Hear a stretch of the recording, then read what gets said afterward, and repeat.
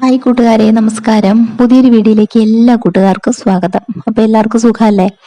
അപ്പൊ നമ്മൾ ഇന്ന് രാവിലെ മുതൽ ഉച്ചവരെയുള്ള വിശേഷമാണ് ഉൾപ്പെടുത്തിയിരിക്കുന്നത് ഈ വീഡിയോയിലെ. അപ്പൊ എല്ലാവരും വീഡിയോ സ്കിപ്പ് ചെയ്യാതെ ഒന്ന് കണ്ട് സപ്പോർട്ട് ചെയ്യുക.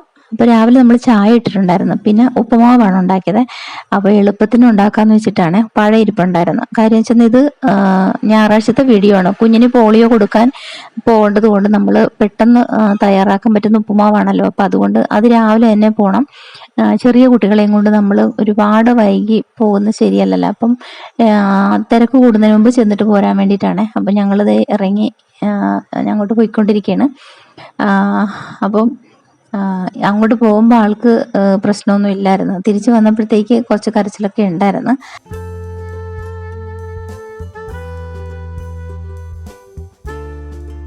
അപ്പോൾ നമ്മുടെ വീടിനടുത്ത് തന്നെ കുറച്ചങ്ങോട്ട് മാറിയിട്ടാണ്, ഒരുപാട് അകലെയൊന്നും അല്ല, എങ്കിലും ഒരു സെൻറ്ററിൽ വെച്ചിട്ടാണ് നമ്മൾ പോളിയോ കൊടുത്തത്.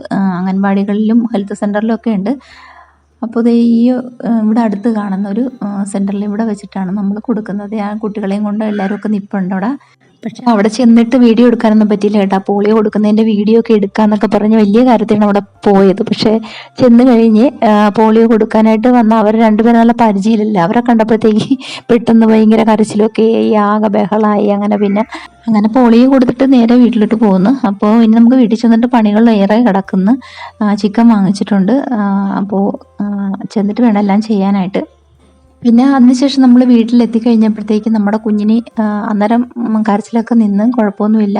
പിന്നെ കുറച്ച് സമയം ഇവിടെ കുഞ്ഞിൻ്റെ അടുത്തൊക്കെ ഇരുന്ന് കഴിഞ്ഞിട്ട് ഞാൻ പിന്നെ മോനെ വിളിച്ച് കുഞ്ഞിൻ്റെ അടുത്ത് ഇരുത്തിയിട്ട് ഞാൻ പിന്നെ ഡ്രസ്സൊക്കെ മാറിയിട്ട് അടുക്കളയിൽ കയറണമല്ലോ. ഇനിയിപ്പം നമ്മുടെ ഡ്യൂട്ടി തുടങ്ങണമല്ലോ.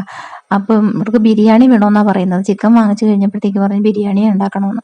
അപ്പം ഞാനത് രണ്ടായിട്ട് തന്നെ ചെയ്യാമെന്ന് വെച്ച്. വൈകിട്ടത്തൊക്കെ കുറച്ച് കറിയും ഉണ്ടാക്കി വയ്ക്കണം, പിന്നെ ബിരിയാണി വെക്കണം. അപ്പം ഞാൻ ചിക്കൻ എല്ലാം ഒന്ന് കഴുകി നന്നായിട്ട് ക്ലീൻ ചെയ്തെടുക്കണം. വിനാഗിരി ഉപ്പുമൊക്കെ ഒഴിച്ചിട്ട് നന്നായിട്ട് ക്ലീൻ ചെയ്തെടുക്കണം. പിന്നെ നമുക്ക് ഉള്ളിയും സവോളയും പച്ചമുളക് പിന്നെ വെളുത്തുള്ളിയും എല്ലാം പൊളിക്കാനുള്ളതൊക്കെ എടുത്തു വെച്ചിട്ടുണ്ട്. പച്ചമുളക്, ഇഞ്ചി, കറിവേപ്പില എല്ലാം ഉണ്ട്. അപ്പോൾ അതുമൊക്കെ ഞാൻ അവിടെ എടുത്തു വെച്ചിട്ടുണ്ട്.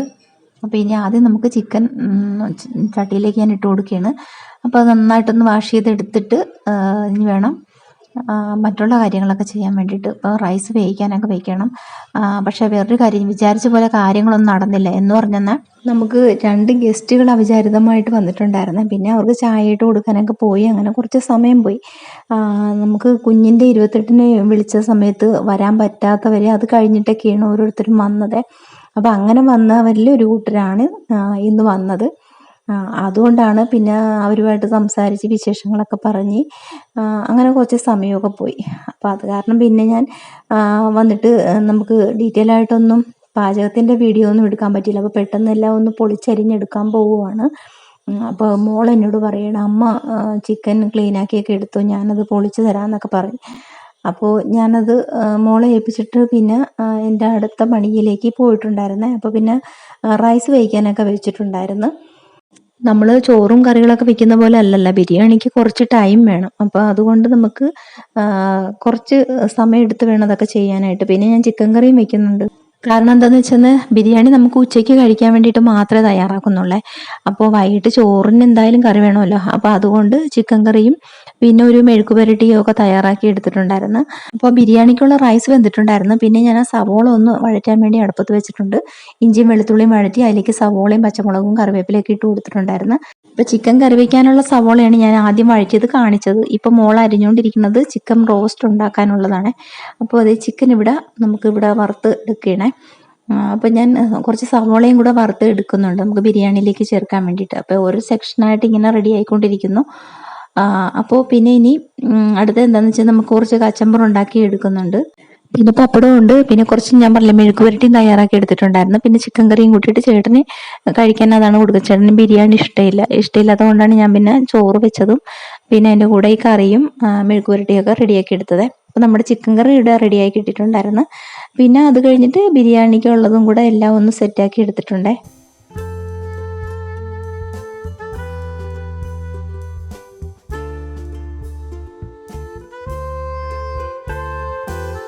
പിന്നെ നമ്മുടെ ഇവിടങ്ങളിലെന്ന് വെച്ചാൽ ഈ കല്യാണ വീടുകളിൽ നമുക്ക് ഈ ബിരിയാണിയൊക്കെ തരുമ്പോൾ റൈസിൽ ഒരുപാട് ഐറ്റംസ് ഒക്കെ ഇട്ടേക്കും.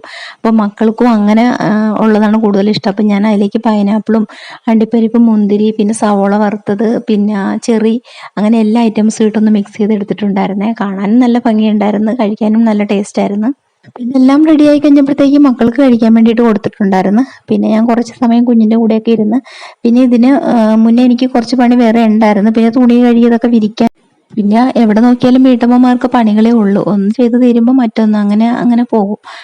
ഒരിക്കലും നിലയ്ക്കുന്നില്ല ജോലികൾ. കാണുന്നതെല്ലാം ജോലികളൊക്കെ തന്നെയാണല്ലോ.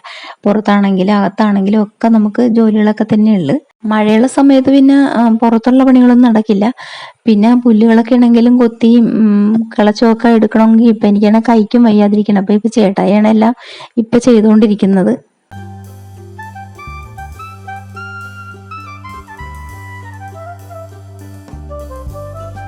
അപ്പോൾ ഇന്ന് രാവിലെ മുതൽ ഉച്ചവരെയുള്ള വിശേഷങ്ങൾ ഇതൊക്കെയായിരുന്നു. കൂട്ടുകാർക്ക് ഇഷ്ടപ്പെട്ടാൽ ഒരു ലൈക്ക് തന്നേക്കണേ.